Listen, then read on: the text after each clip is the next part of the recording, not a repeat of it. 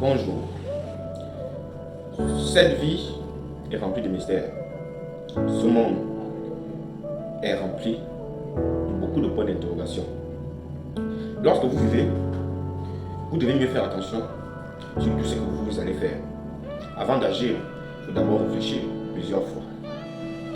Il y a des gens, lorsqu'ils sont encore en possession de force, lorsqu'ils sont en pleine expansion, lorsqu'ils en ont plus que les autres, ils profitent de ces occasions pour prendre le dessus et pour marginaliser les autres.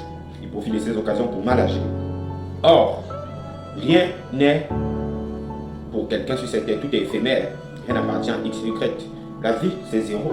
Tu peux avoir des millions, des milliards, des maisons, des voitures, des femmes, des enfants. Tu finiras à zéro. Le jour où tu partiras, tu vas mourir. Pourquoi tant de haine entre nous? Pourquoi tant de guerre entre nous?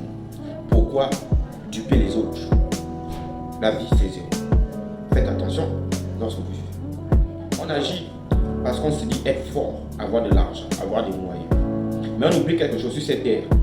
Et dans cette vie, il y a trois formes de justice. Il y a la justice reconnue par tout le monde, les justices, faites la justice normale, l'ordre juridique, les tribunaux qui jugent les êtres humains.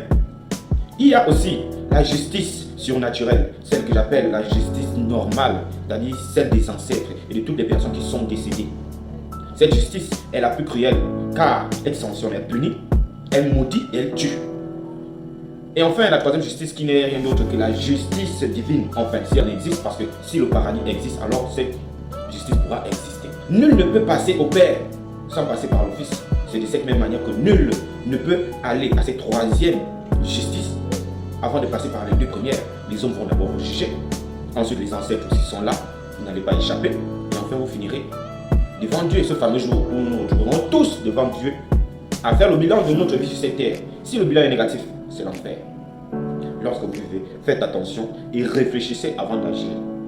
Nous avons vu des grandes personnalités qui sont parties, qui avaient tout le plein pouvoir, les richesses. Ils n'ont pas amené tout ça avec eux. Agissez pour le bien de d'autrui, agissez pour le bien de la population, agissez pour le bien des autres, agissez pour votre propre bien et cherchez toujours à ne pas frustrer l'autre. Conseil d'amis, au risque de vous retrouver dans des situations de si je savais. Car si tu prends le chemin de je m'en fous, tu te retrouveras au village de si je savais. Bonsoir et recevez la bénédiction. Amen.